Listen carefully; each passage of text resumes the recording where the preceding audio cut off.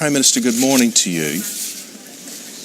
Good morning, Eamon. Well, I know it's a very busy morning. They have you on a whole conveyor belt of interviews today, so we'll give you time just to catch your breath there. I want to start with one of the stories that involves you making the headlines today, and this is your plans to outlaw what you call vexatious legal claims against British troops in conflicts like Iraq and Afghanistan. Obviously something you felt very personally about. Why were you so enraged by this? Well, look, Eamon, our troops, our men and women of our armed forces, go out there and put their lives on the line in order to defend us. And they do things that most people wouldn't be willing to do in terms of that, in terms of going out and potentially paying the ultimate sacrifice for us. And I think they should know that government is on their side. They should have the confidence when they go out into combat for us that they're able to do what is necessary to keep us safe and to defend this country. And what we've seen in recent times is human rights legislation being used to generate all these vexatious claims and troops finding themselves in some difficulty and worrying and concerned about the future as a result of that. So I think it's absolutely right that the government should say to our troops, we are on your side. Of course, if there are proper allegations of criminal behaviour, credible allegations of criminal behaviour, those need to be investigated. But we need to stop this industry of vexatious claims which has grown up, with lawyers appearing to chase around to see anybody who will bring a claim against our troops. Yeah, and you know, I mean, you touched upon it there. You know, and I know, particularly I'm thinking Northern Ireland here, abuses have existed in the past, historically have existed.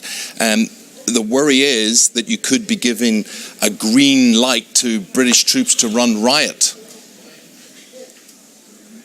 No, absolutely not. Our troops will still be subject to international human law. They'll still be operating, for example, under the Geneva Convention.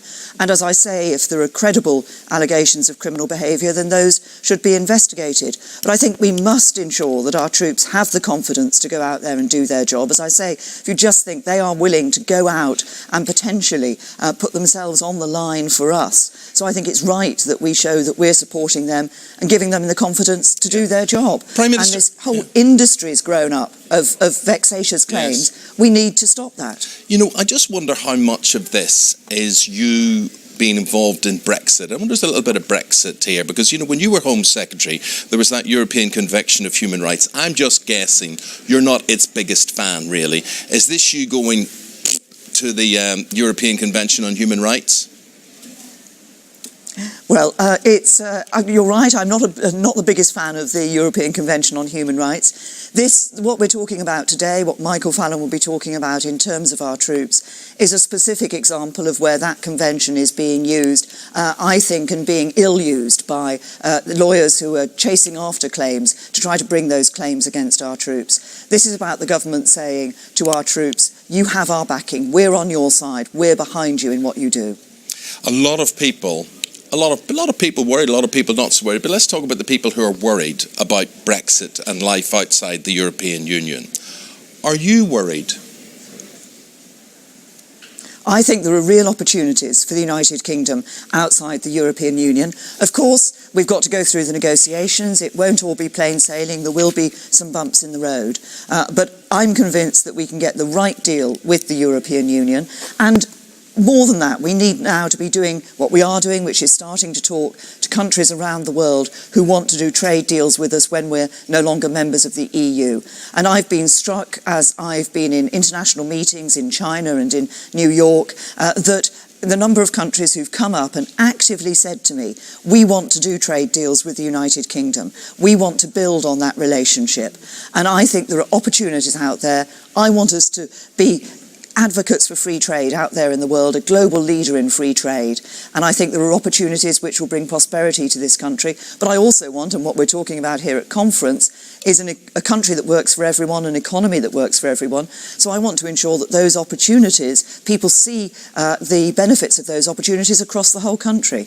Well spoken for someone who was a Remainer, of course, during the campaign. I'm sure you were reading the thoughts of David Cameron's advisor, Craig Oliver, over the weekend, which were serialised. And he said you were disloyal to the then Prime Minister, David Cameron, by not campaigning hard enough in the referendum.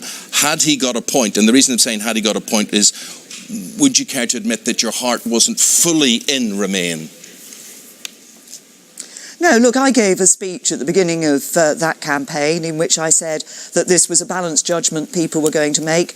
I did say at the time I didn't think the sky would fall in if we left the European Union, but on balance I thought we should stay in the European Union. I then went out and campaigned for that. But that's all in the past. What I'm looking to now is the future of the United Kingdom. The British people have given us their verdict. They want us to leave the European Union. The Conservative Party is the only party that is actively saying we will listen to the voice of the British people and we will deliver on that. We respect their judgment and we're going to ensure that we leave the EU. Could I just ask you, just final point on doctors, and we're going to hear Jeremy Hunt today, and he's going to talk about 1,500 British doctors, UK doctors a year. Good thing, says everybody. It stops us importing them in from around the rest of the world. Have we reached a stage where we're actually going to start valuing doctors? We realise we've got to invest in them. We realise we've got to stop them going to places like Australia and South Africa where they feel that after 5 years or so they are treated better, their conditions are better. What is your view on doctors, how we nurture them, how we value them?